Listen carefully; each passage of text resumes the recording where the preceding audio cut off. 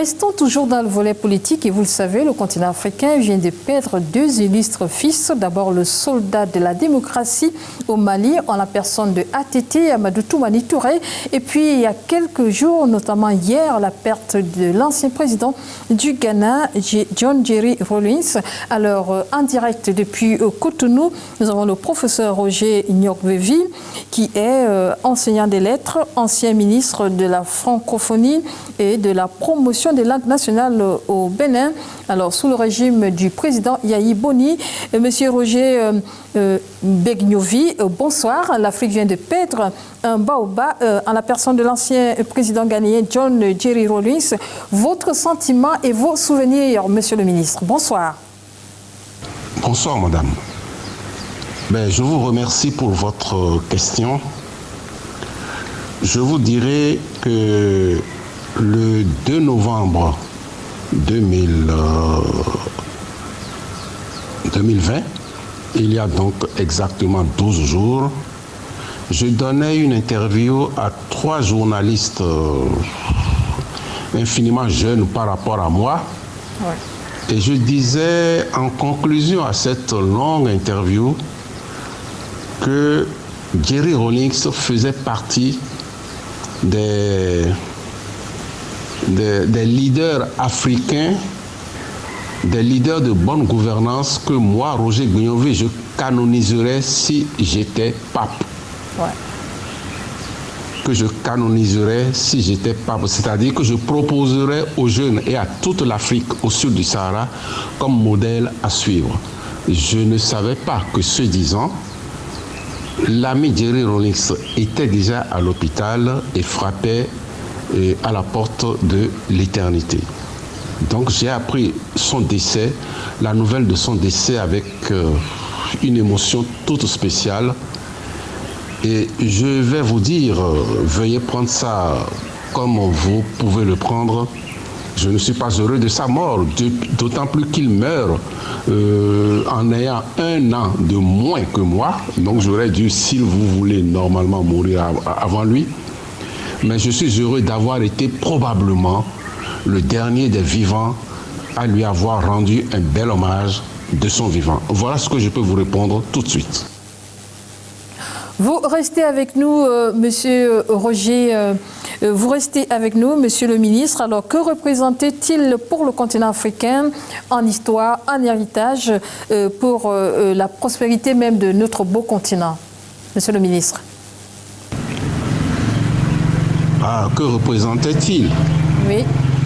Eh bien, madame, j'étais encore jeune étudiant parce que j'ai étudié longtemps quand il est descendu de son avion pour sauver le Ghana de l'Osagefo, le Ghana de Kwame Nkrumah, qui ne valait strictement plus rien. Et lorsque je vous dis que le Ghana ne valait strictement plus rien, vous ne comprenez certainement pas ce que je veux dire.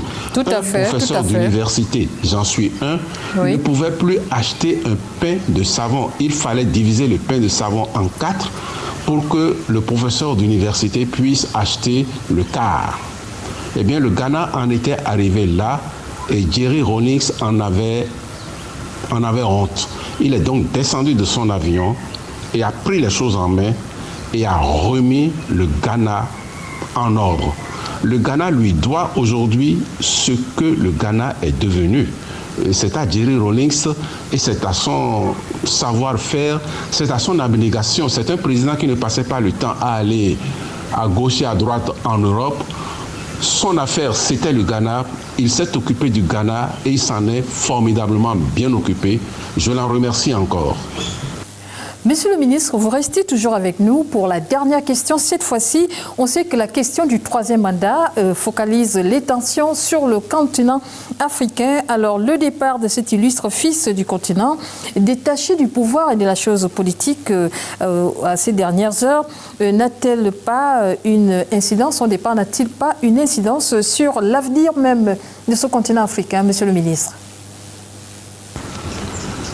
Oui, un homme détaché du pouvoir alors qu'il a exercé le pouvoir pendant 20 ans. Et je vous remercie pour la formule. Il était détaché du pouvoir. Pour lui, le pouvoir, c'était pour servir. Et il a servi son peuple, le Ghana, ce qui fait que il n'avait pas besoin de garde-corps. Il sortait à visage découvert et il se savait, il se sentait aimé par son peuple et son peuple ne pouvait pas l'agresser. Évidemment, c'est un immense bel exemple que nous perdons. Est-ce que cet exemple va être suivi? Troisième mandat, mandat à vie.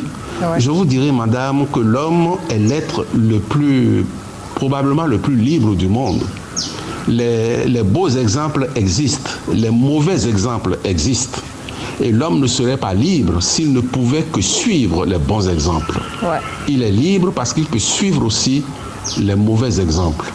Je souhaite que sa liberté le conduise, qu'il soit au pouvoir ou pas, à choisir Jerry Rawlings comme modèle à suivre, modèle à imiter, comme quelques autres modèles africains, Mandela, Thomas Sankara, etc. Ils ne sont pas nombreux, mais ils existent. Je vous remercie, madame. Merci à vous, professeur Roger Bekniovi. Vous êtes donc un ancien ministre des Lettres et ancien ministre de l'Alphabétisation et de la promotion des langues nationales au Bénin. Vous avez donc répondu à nos questions sur la perte de ce fils, à savoir l'ancien président du Ghana, John Jerry Rawlings.